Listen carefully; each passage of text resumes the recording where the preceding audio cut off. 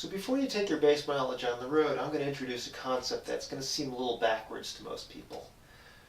The idea that when you're in a bigger gear or when you're going uphill, you're actually trying to lower your heart rate, not bring it up again.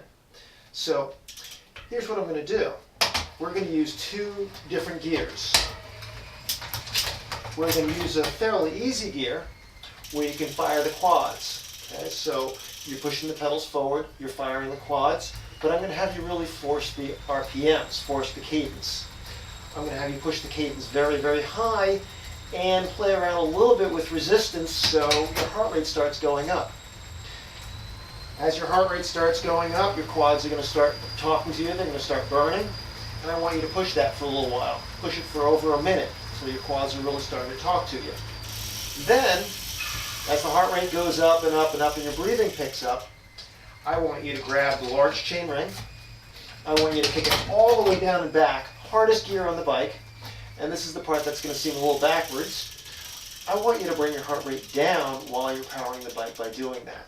So you just think about falling into the pedals, let your body weight do everything for you. This is all about technique. Okay?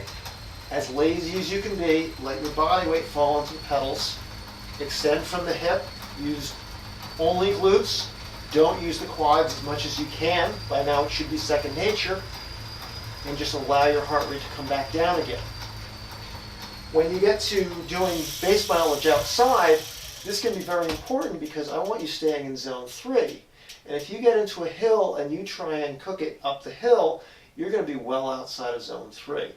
The way you're staying in zone 3 is to learn how to control your heart rate even though the resistance goes higher. And that's all about learning technique.